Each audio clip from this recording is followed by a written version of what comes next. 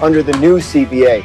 You have contact tracing going on to try and determine where the positives come from. Did they generate from inside the team facility, or is it from players and other people circulating outside the team facility? And then there's the possibility that you could keep the Ravens apart today and have them fly to Pittsburgh tomorrow morning on game day because it's a short flight. So there are a number of ways the league can still look at getting this game played if they decide it is in fact safe for the Ravens to be together and play the game tomorrow night. Hey, I'm remembering a scenario where the Patriots flew on game day earlier this year. It was a longer flight than that. We've seen this stuff happen.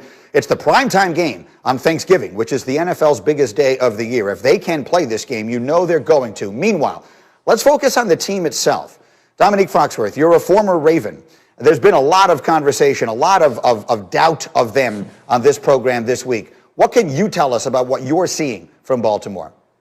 Yeah, I mean, I think the doubt is fair, but I feel like I've seen so much overreaction. Like, it feels like people are saying that suddenly this team is soft or not tough. The Ravens have always been a really tough franchise and a real physical franchise. They had 1 week where they lost in overtime to Tennessee, and Henry had a couple good runs. They missed some tackles, and now all of a sudden they're soft and their future's in doubt. And I think the same can be said about Lamar Jackson. It feels like a lot of overreaction to him also. What happened for the Ravens last year was incredible. They had all the good breaks. And this year, it's the opposite. And they are right now 6-4, and they probably seem like they're on a course to miss the playoffs or be maybe the 8th seed. That wasn't what they were expecting. But I think 14-2 last year was a bit higher than you could expect, given the talent that they had on that roster. They're going to regroup, and I think they'll be back next year. I don't think they'll be as good as 14-2, but they won't have the injuries and the mishaps that they had this season, and they won't be as bad next year either. For what it's worth, our Football Power Index had them favored in every single game this season before the season began, and we were talking about whether they might go unbeaten. That was the conversation before the season started. So, RC, you hear Neek sort of downplaying a lot of the criticism that has been on this show and others this week. What do you see? Well, listen, to me, there was a great philosopher born in Buffalo, New York, named Brian McKnight.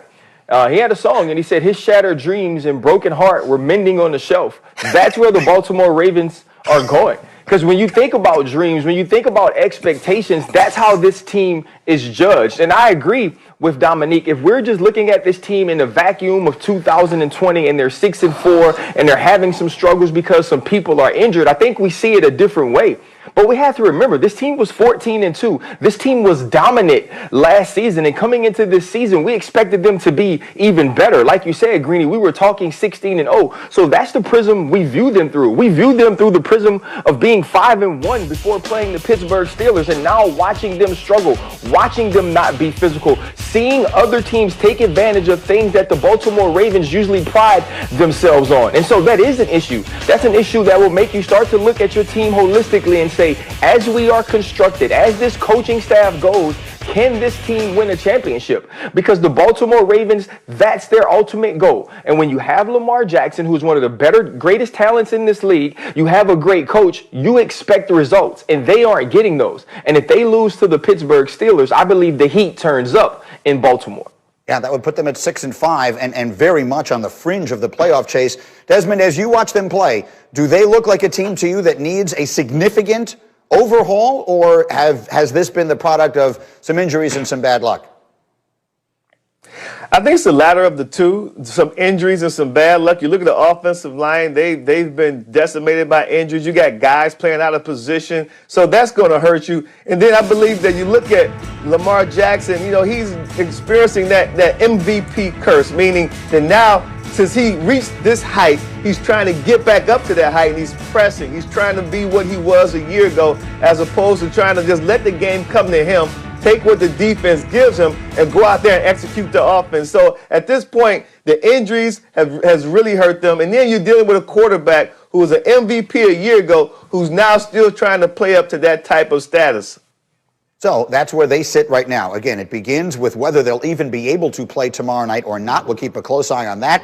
And then can they find a way to win a huge game in Pittsburgh? Meanwhile, our next stop is Tampa Bay, where they've got trouble. Buccaneers, Brady, up and down season. Brady has struggled at times with his accuracy and the deep ball. That is something his coach, Bruce Arians, directly and openly addressed yesterday. Listen to this.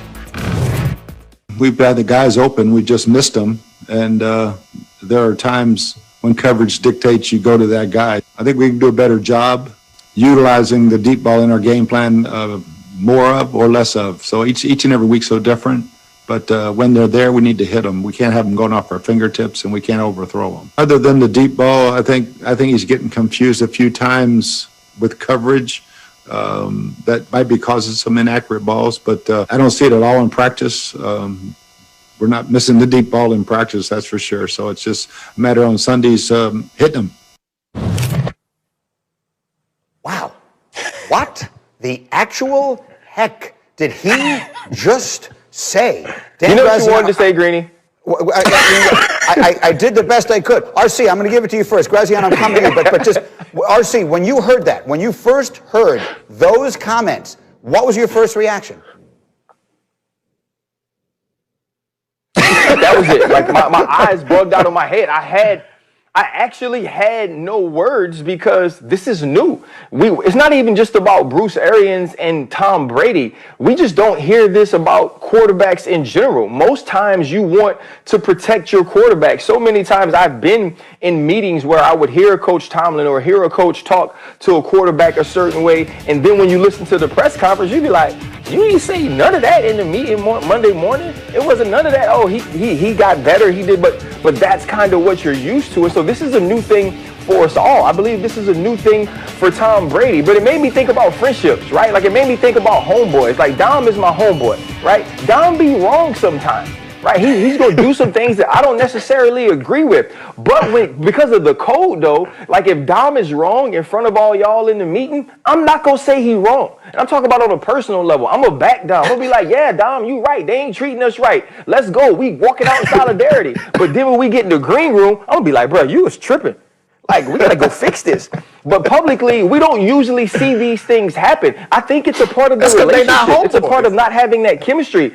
Right, they not homies. The 20 years that Tom Brady was the greatest of all time, that wasn't for Bruce Arians. Bruce Arians is talking about the dude he sees now. And that dude isn't playing well. That dude is missing throws. And he doesn't feel the need to protect him. And that's what we see. So Dan Graziano, let me then come to you, because in your notes I saw that as you have made calls around the league, one of the theories that you have heard is a very interesting one to me. Well, yeah, there's a theory that, I mean, look, there's a lot of theories, obviously, because it was supposed to work better than this, but one of them is that, there is real tension, right? I mean, like, Bruce Arians and Tom Brady just met, right? It's almost like, Arians was watching some sort of movie star action hero and then met him in person and said, I thought you'd be bigger. But Brady had the ability to kind of direct how the roster was constructed to a certain extent, right? I mean, Leonard Fournette, LaShawn McCoy, Rob Gronkowski, and most prominently Antonio Brown, a player that Bruce Arians was on record in the offseason as not wanting and saying negative things about. He's on the team because Brady wanted him. So if you're Arians, you're looking and going saying, this is what you wanted. We got you everything you asked for. Why aren't you delivering? Why doesn't it look like it looks in practice? And I think you're seeing some frustration bubble to the surface. So, Nick, as I come to you, I want to put a full screen up. Cindy, let's put the numbers up there. I've been looking at this for the last couple of days. The offense that they are actually running, the Bruce Arians offense that turned Jameis Winston into a turnover machine, has now done something very similar to Tom Brady, who has already thrown more picks this year than he did all of last season. And part of the reason might be that he has thrown more balls 20 yards or more in the air than any other quarterback in the National Football League this season, and also more incompletions on those throws than any other quarterback this season. This is a 43-year-old quarterback who has made himself an icon with a three-step drop and getting the ball out quickly. So, Neek, I don't think it makes sense. What do you see as you watch that? Yeah, I mean, it feels like they're not playing against their opponents as much as they're playing against the rest of us. And we all talked about how Tom Brady was too old and that his arm strength was waning. And it feels like they've come into this season looking to prove that we were wrong. And we were wrong. His arm strength looks fine. It just seems like something's happened with his decision making. So that's the curious part to me, is we look back to last season, we saw Tom Brady and we thought that maybe the lack of weapons or the conservative game plan by the Patriots was holding Tom Brady back. Maybe that wasn't the case. Maybe the best way for Tom Brady at 40 plus years old, the best way to run a team around him is play really good defense and ask him to be great every once in a while. 3-4 times a game, be great. You don't want to ask him to be great for an entire game, because sometimes you'll get those games where he's 4 touchdowns, 1 interception. Then a few weeks later, he's playing like an old guy that kind of looks like Tom Brady. So that's it, Nick. And, excuse me, RC, in just a moment. Go ahead, go. Yeah. No, like the big thing to me is, though,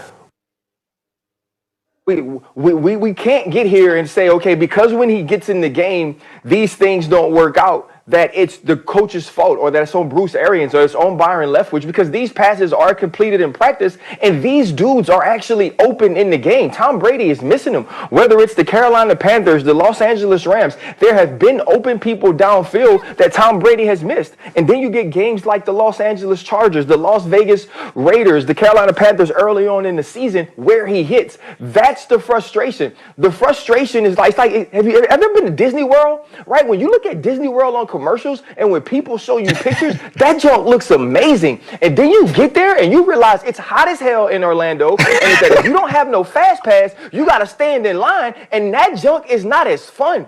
That's what Bruce Arians is feeling. He feels like a parent at Disney World in July. It's not fun. You got to pay for the host. You got to pay the extra.